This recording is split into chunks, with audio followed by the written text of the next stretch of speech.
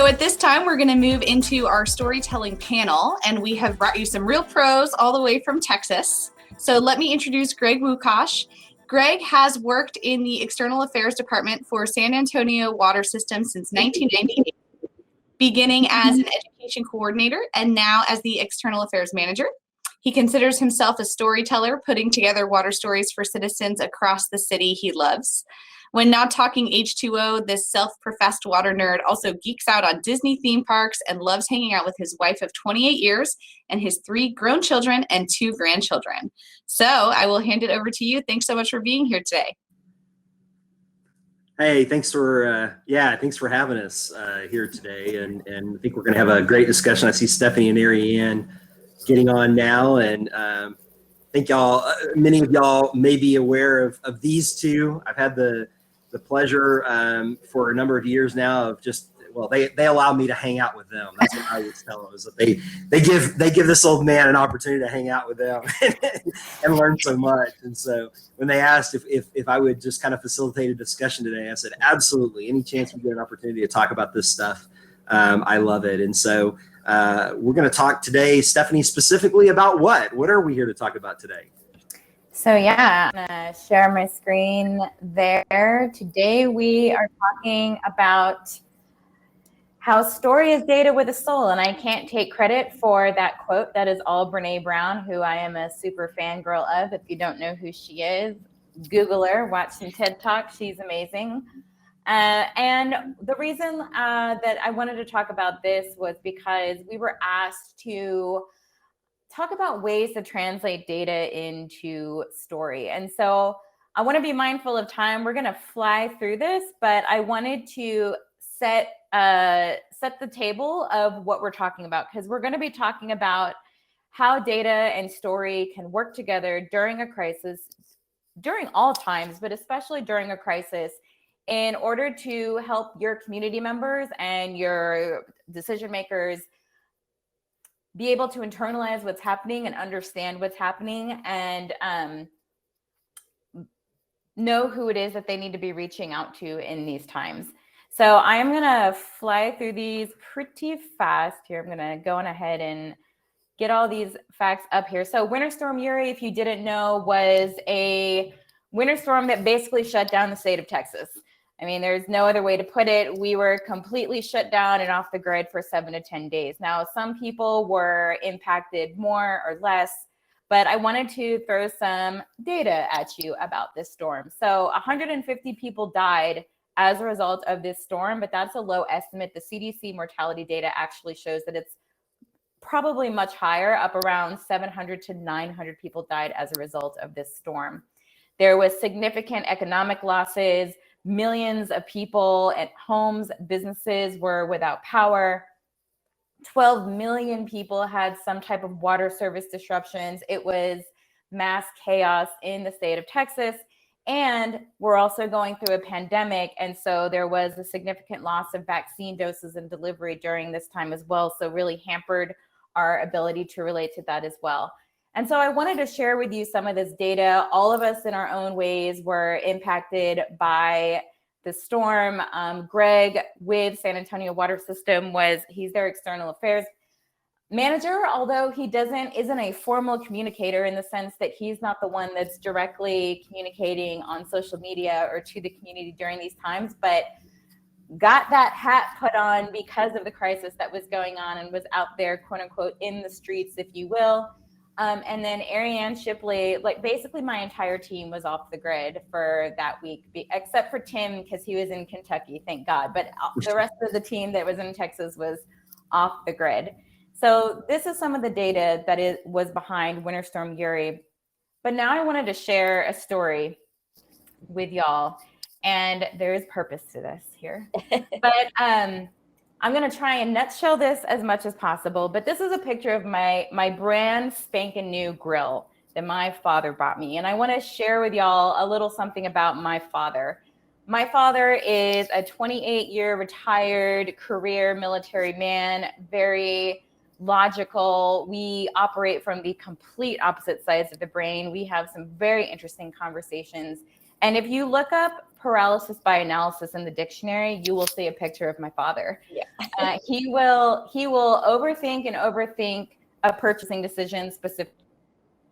He's needed a new car for several years, but because Subaru doesn't create the exact vehicle to spec that he wants, he has refused to buy a car. Same thing with his grill. His grill has been dying for at least a year and a half, to the point where our Thanksgiving dinner last year was about 2.5 hours, 3 hours late, because he had to stand out in the cold to keep the pilot light lit as the turkey was on the rotisserie. Still refused to buy a grill though, because couldn't find the one that just met the exact specs that he wanted, which is those rotisserie functions and such. Well, then Winter Storm Uri happened, and me and my dad never lost power. My mom did. She lived with me. She lived at the house with me and my daughter for the whole duration of the storm because she was without power and water. But me and my dad never lost power. However, you just didn't know. You didn't know for that whole duration of time if you were next, if it was going to happen to you. Yeah. And then it was almost, then you had no way to really be prepared if it did, because the roads were treacherous, stores were shut down. If the stores were open, they were out of any of the supplies that you needed because they weren't getting shipment supplies. So it was a very stressful, anxiety-ridden time, regardless of whether you did have power or water or not. So you were on edge, on high alert for that whole amount of time. The reason I say this is because my father, the man who paralysis by analysis, who couldn't buy a grill for a year and a half, 30 days after Winter Storm Uri, had purchased not only one grill for him, but a grill for me. And I don't even grill. I mean, I lived several years without one. And so I now had a grill. And when my dad told me about it and told me that he had it delivered, it was not because of the rotisserie function or all of the other specs related to the grill itself. The first words out of his mouth were, it runs on propane so that you can cook food and boil water without electricity. Yeah.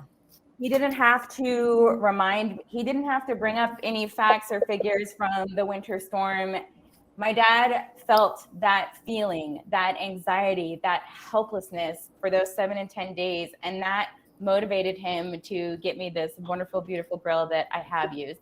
And I tell this because the reason that we're here today is I know that many of you are probably not the people who are actually doing the communication in your organizations, but we needed to convey to you the importance of how you are part of the communication team, because you are the gatekeepers to the data and the information that we need to communicate to our audiences. And we wanted to tell you the best ways that you can work as a part of that extended team to make sure that people are getting the information they need, most importantly, in the way that they need it, so that they can take care of themselves and their family. So I love how June opened with, she talked about how CADC is more than an organization. It's a movement, and every movement needs some story. And the thing that my dad really brought home for me was that, as neuroscientist Antonio Damasio says, that we are not thinking machines that feel, rather, we are feeling machines that think. And I know that that's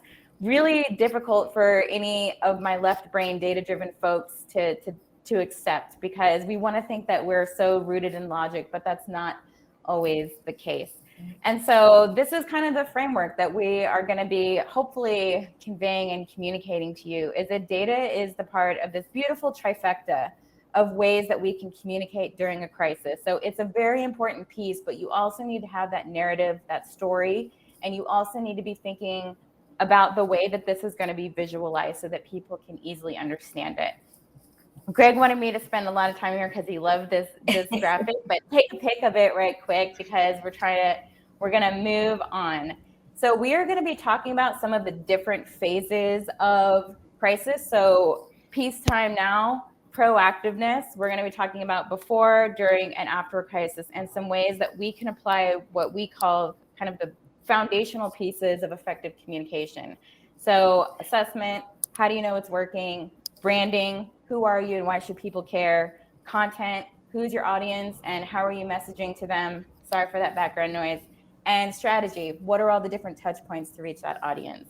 So I just wanted to kind of set the stage and the table before I let Greg kind of kick us off into our discussion. But I am going to stop talking now and Greg, let you kick us off. Yeah, well, it's really good. I mean, there is a framework that First of all, I do love that graphic, by the way. And I saw other people said that they liked it too, so that's good news. It's in the chat now. Yeah. Okay. Oh, there it is. Very good. You've laid out the ABCs, and that's really the framework that we've talked about in communication. That's the process. But let's get into kind of the nuts and bolts by really looking practically at how the ABCs work during these sort of 4 phases of StormCom, right? The proactive before the crisis, when the crisis is on the horizon, during the crisis, and then post-crisis. So the best time to really begin this for a crisis, planning a crisis, in fact, we heard this just a while ago, didn't we? Yeah, is when being proactive, when we're not in the middle of the crisis, right? So break that down for us. What does that look like? All right, so I'm going to run through these ABCs pretty quickly, and I will say that put down your phone or your pen and just listen. Mm-hmm. And I am going to share a doc that has all of these notes, so you don't feel like you have to capture everything, but I just want y'all's attention right now. So I'm going to spout these out, and then Ariane and Greg are going to give their amazing commentary as you should be used to by Rogue Water presentation now. Okay, so proactive right now. What are the best things that you as data folks can do? Like, what is your metrics? What is it that you're measuring? This is the time to be building your network. And so you can help by telling the comms people in your org that you need to have relationship with them during this specific crisis time. Share contacts, make introductions, put that network in place now so you're not trying to build it during the crisis itself. Branding wise, get some 101 from your comms people so you know the best way that they need to receive the data from you that's going to be the most helpful when you are in crisis mode. Content. What is the data that doesn't change that you can share, that can be evergreen content that can be shared while the real-time data is being translated into story to be put out? And strategy, practice. If you don't have a crisis comms plan, get one. And if you have one, practice it. And if you aren't on that list of folks of your comms people that they need to reach out to, get your name on that list so they know how to contact you now. Yeah, I can't stress enough about the evergreen content created before the crisis starts. In the Uri storm, people were borrowing and stealing posts from other cities just to stay on top of that message for their own town, or they're starting their own Facebook account during the crisis itself. All of those are avoidable if you just do it ahead of time and practice. Pretend you're in the middle of the crisis right now and practice it. Yeah, and my big takeaway there is the trust factor. I mean, as the external affairs manager, my goal is to build trust year round. And if they don't trust me now, they're not going to trust our message when we get into the middle of the crisis. They're not going to listen to what we have to say. And so it's really about building that trust all throughout the year, as Stephanie had mentioned, and not waiting until the crisis occurs or until the next step, Stephanie, when the strategy changes, when the crisis is actually right on the horizon. What do we do then? Yes. So when we know something's coming, and maybe for us, we have weather forecasts. So we knew that there was a storm coming. We didn't know how intense it was going to be. I know California has forest fires, drought. There's things on the horizon. You may be in drought now, but you don't know what the next few months are going to bring. So things are on the horizon now. So when a crisis is on the horizon, the metric that really matters is this is your own kind of outreach. So make a list of everyone that you need to have on the same page, make contact, reconnect with people that you connected with during the proactive times, like we had mentioned, and just give them a reminder of, hey, my name is so-and-so, this is what I'm responsible for. If this goes south, like I can provide you with this. Like open those communication lines. Branding wise, you are the subject matter expert. Be a resource, and to Greg's point, build that trust and make those reconnections and let people know that you are there for them for support. Content-wise, provide data that helps people prepare and understand what's happening. This is so absolutely critical, and I'm going to come back to that in just a second. But strategy, prepare your audience. No one is expecting you to be a soothsayer, but you can be helpful and provide the just in case, and of course, practice. So your audience in this case, if you're not the one directly communicating, is going to be the people who will be. and say, look, this is a scenario, this is a scenario, this is a scenario, because then those communication folks can begin preparing for those different scenarios. You are an important part of that puzzle. And as far as give those communicators the data that they can then transfer to the community to help them be prepared for the crisis that's coming. Mike, Yeah, it's good. Good. Yeah, I know. Right. I was going to also say there's an internal communication that happens as well, which is one of the things we did in the winter storm was as we saw it on the horizon, we had a lot of people internally who were not going to be the communicators say, well, then what's my role? And so it was also the internal communication of saying, okay, listen, we're going to have to maybe shift you around right now and put you into a role that would help the community, even though it's not part of your job description. You know, that other duties as a sign that we always need to come back to, right? So, so the crisis is there. How do we then communicate kind of the ABCs during the crisis? I'm going to reiterate something really quick before we go there, and that is that idea of providing that data or that information that's going to help people be prepared and understand what's happening. I feel like that was where we dropped the ball as an industry in Texas big time during the storm. I had communicators from across the state texting me. I don't even work for a utility anymore, asking me for information about how to turn your water meter off. Greg was out in the field making his own videos about how to turn your water meter off, because we just they didn't have that data, or they didn't have that information readily available to put out there. And in the middle of a crisis, it was almost too late. Yeah. So think of things through that as things are on the horizon. What is information that people need to know ahead of time so that they're prepared? It could be tools. It could be preparation kits, doomsday kits. I don't know, but just make sure that you're communicating that in advance. Go ahead. Cities were asking residents to go to Home Depot and buy the tool needed to turn off. No, it was frozen roads. It was not accessible. Too late. That was too late. Yeah. Sorry, I just wanted to really drive that point home. Yeah, no, it's good. Okay, so during a crisis, let's talk about what is a metric that matters the most: your response time. Yes. And responsiveness, which means if you hold the keys to the info and the data, you or someone close to you needs to be available for questions and clarification. You are the lifeline. You are the gatekeeper, the source of this data. And so response time and responsiveness is key. That is the metric that matters the most. B, continue to be that trusted source of information. Branding, continue to be that trusted source of information. So yes, continue to be that trusted source of information. C, content. At this point, people need to be able to see and understand things quickly. So this is not the time, no offense, to be passing spreadsheets and graphs. Highlight key data points, bullet info, give guidance on how this could be translated into a visual, be around to give your input and feedback to make sure that it's being translated accurately. Mm-hmm. We'll want to know, we as the communicators are going to want to know if we are telling the right story. So people are scrolling through Facebook, people are scrolling through social media, trying to find answers. They're panicking. They need something that's going to catch the eye, that's going to be easy to understand and that they can digest quickly. As far as strategy, don't set it and forget it. Don't drop information grenades and then peace out for a few hours before the next update. This is a time to be present, answer questions with information that you do have, and be transparent about what you don't know. And not going silent, like she's saying. Like, it's okay to hop in there if you don't have any new information to provide. At least letting them know that, hey, we're still here. We're working on getting some more data for you. We're still here. Call us, whatever the call to action you need. But just reassuring that you're there.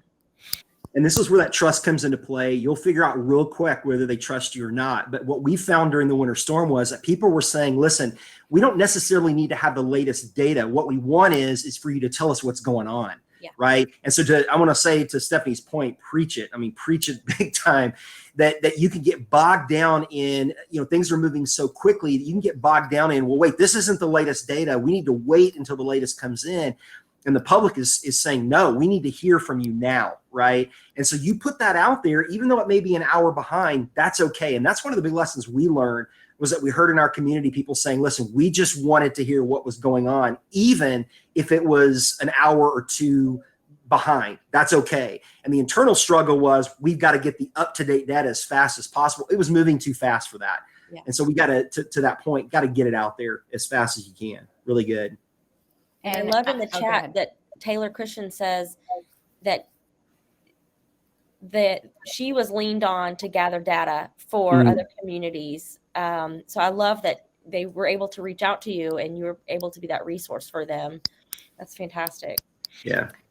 Yeah. There was one point from that. So they wanted to, no, I know post-crisis, but, so this is just food for thought, something to think about, maybe something to bring up with your comm staff, especially as you are practicing your crisis comms plan, is in terms of social media, what I saw a lot happening in a lot of different instances was it was like, we'll say top of the hour, for example, it was information, and then silence for an hour.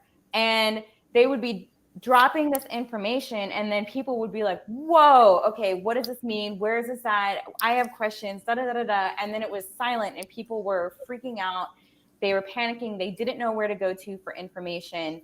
And you have to remember, somebody needs to be responsible for monitoring that channel, monitoring that thread, because people are going to social media first to get to look and see and find information. So don't just throw that information out there. Make sure that somebody is monitoring that and responding to it as best they can. And always have a backup. Yes. You may not have power.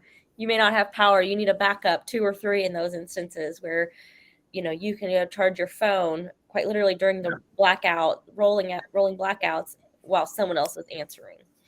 Yeah. And I know that may be hard. Well, I guess in some parts of California, but winter storm, sorry about that again. But if you have questions specific to drought crisis or fire crisis, and you want to throw those in the Q&A or chat, please do that. I'm going to try and get through this last point here so we have enough time if anyone wants to ask any of those questions. But yes, post-crisis, sorry about that noise. So the metric, and I feel like this is one of the critical areas that is important, that we sometimes, as an organization, we remember to debrief and talk through operationally what happened, but then we forget to debrief to our community and let them know what we learned and let them know how we're making improvements, or we can't guarantee that this XYZ may never happen again, but these are some of the things we're putting in place to at least mitigate. So a metric that matters is transparency. How often are you sharing lessons learned, and how are you sharing it with all of the stakeholders and living up to those promises as well? Really doing it, not giving it lip service. Branding, humanizing our organizations is important 24/7, 365, no matter what is going on. But regardless of how much preparation we did, there are bound to be lessons learned. So we need to be vulnerable, humble, and human, and accept those, and be open and honest about it. Content-wise, data that shows what happened, data that shows how we'll improve, process of how we'll keep ourselves accountable to what we promise will change. Those are some key pieces that we can share with our stakeholders. And strategy, I feel like a broken record in this one. Be transparent. Don't debrief in a closed room. How are lessons learned, again, being debriefed with the community that it impacted? And when you debrief as an organization, make sure that it's not just from the operational perspective, and that you are debriefing through the lens of the community and the community members and what they went through. And if you're unsure of what that was, bring them to the table. Ask them. And then, of course, get proactive, pivot, what needs to shift, and again, practice. Yeah, there's also a tendency when a crisis is over to kind of say, okay, it's over now, and to kind of say, okay, it's vacation. Like, we need a vacation. We need to rest. Like, post-crisis communication is important, but that'll have to happen after we rest. And I think what we're saying today is that the post-crisis communication is actually part of the entire strategy and model. It's not something that's added on later after you've rested and after things have kind of gotten back to normal. It's part of that process. And I just want to bring that up. And I also wanted to say too, that vulnerability. I love that you just said that, Stephanie, that the vulnerability there is to say we've learned lessons or we made mistakes. That there is a tendency in the post-crisis to never want to admit that we did anything wrong and begin to blame everybody else, right? Instead of take responsibility for some of the things that we did not do the right way and that we're going to learn from them. Again, I want to go back and say that helps to build trust then when the next crisis comes. So yeah, really, really good. Ariane, anything to add to that? You guys nailed it. So I'm short of voice today, so I'm. And just to reiterate kind of how I kicked this off in the beginning was just to make sure that y'all are clear on your roles in this, and that the weight of communicating before, during, after, and proactively related to a crisis does not just weigh firmly on the shoulders of the communication staff, that it does rely, it takes a village. It takes a village to keep a community, to make a community prepared for what's coming, to take care of them during the crisis itself, and then to be open and transparent and honest about what happened and how we're going to do better. And anyone who holds the keys to the data definitely plays a role in that. And even though where you may feel far removed from it, I just want you to know that you're not. And if you are, find ways to get more engaged in the conversation. Wiggle your way up to the table. Yeah, scooch up that stool or that chair and just and hear the conversations that's happening, and then plug yourself in where you feel that you can be the most helpful and make the most impact with your knowledge space, because we need that as well. Yeah, I love that, because you've said this before. I've heard you say this a multitude of times, and I think it's a good reminder that if you can talk, right? If you're talking to people, you're communicating, right? And that whole idea of, well, I'm just an engineer, or I'm just a data miner, or no, if you're talking to people internally, externally, whatever, you're a communicator. And it's understanding those important lessons to do it the best that you possibly can. Mm-hmm. Any final thoughts on communicating this during crisis situation? Any last points that we want to make? I wanted to kind of close on this. We did have a question come in, but I did want to close on the why. And I did try to set that up, and I did talk about how we are feeling versus thinking machines. And so the beautiful Venn diagram, how data is a piece of that. In order to get people to influence people to make the decisions or make the change or have the behavior that we want them to, we really have to engage with that part of them, their feelings and their emotions before, during, and after this crisis. And the way that you get data to do that is through storytelling, because neurologically speaking, story is how the brain processes. Story is how the brain makes memories. There are neural pathways in the brain, physical neural pathways that happen through story that data and facts alone do not create. And so weaving data into a story, and again, visualizing it in a way that is helpful to making things more understandable, is where that trifecta of that Venn diagram come from. So the question that we have, I want to ask the question to Greg. Ooh, okay. Because this is Greg is not a formal communicator. So the question is, how do you suggest getting buy-in from those who might feel intimidated by getting involved in communications? Greg? I'm looking at the question too. How do you suggest getting buy-in from those who might be intimidated? Yeah, and again, I think when we're talking about communication, right, and education, we have to talk about it in terms of, we're not saying that we're going to take somebody who's intimidated and put them right in front of the audience. Like, we're not going to shove them on TV. Yeah, you're not on say, TV. Okay, now you get to talk on behalf of our organization. Don't take me saying that, right? But what I am saying is that, look, if you're the data person, you've been putting this together, and it's going to be better for you to go explain this to my CEO or my vice president than me. Instead of you telling me and then me trying to go to the CEO, I'm probably going to grab you and go, look, we don't have time for this. Let's go together to the CEO or to the general manager or whoever, and let's talk about the data right now. And I'll be right there alongside you. I'm not going to just throw you to the wolves, but let's go ahead and do that. And that's really what I'm talking about. I'm just saying that be confident in yourself that you know this stuff, and then allow maybe the professional communicator. I'm not sure what that really is anymore, but anyway, have that person come alongside you to maybe help ease you into that. But yeah, please don't think I'm saying we're just going to take you and put you on TV. That's Well, I'm not what going I'm saying at all. to add, sometimes you might have to, Greg, because Yeah. in Greg's case,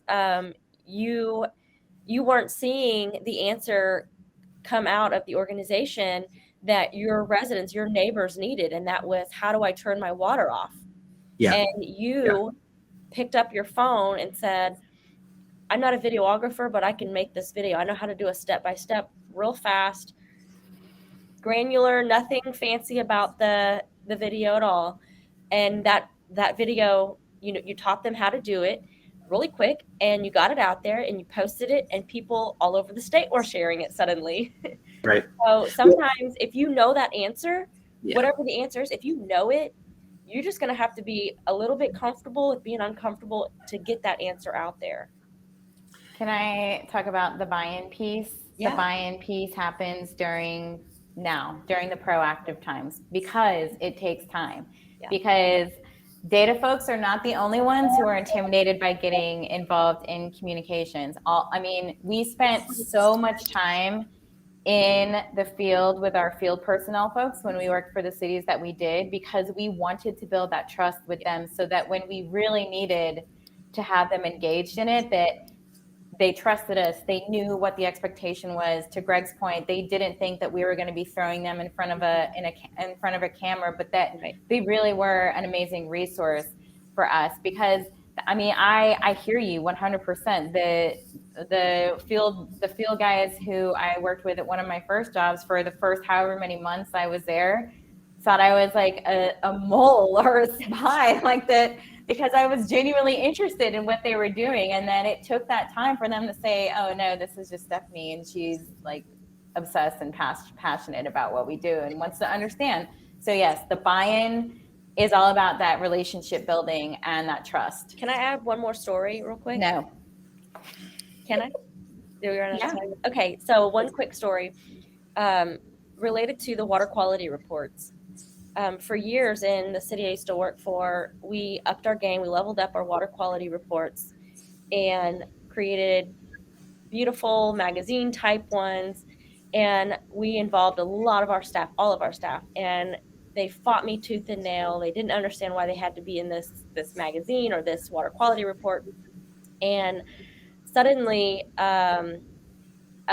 just 5 years later, I went back and visited, and the water operator superintendent pulled me aside and he said, you know that dadgum water quality report you made me be on the cover of, and I fought you tooth and nail? And I said, yes. He said, my regulatory TCQ, the regulatory commission here in Texas, they remembered it. And when they came and did an inspection, like, they had all the trust in the world that we were on top of our game. They weren't questioning our anything. He said it like totally helped them out. So I just thought that was kind of a neat way to say that work together with your comm staff. He has all the data, we have all the comms and graphics. Let's put it together and make beautiful pieces.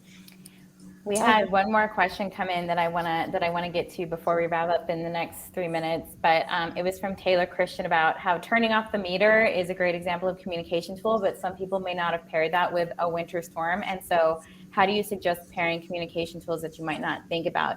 And this is where that practice element comes in. And I say this all the time in presentations, and I think that people think I'm joking, but I always say turn it into a tabletop game, a happy hour-ish exercise, if that's your jam, or a lunch bunch thing, where brainstorm the worst things that could happen during a specific crisis. No matter what it is, no matter how wild and crazy it is, this is throwing spaghetti at the wall and just brainstorm with the crazy ideas, and then just talk about it.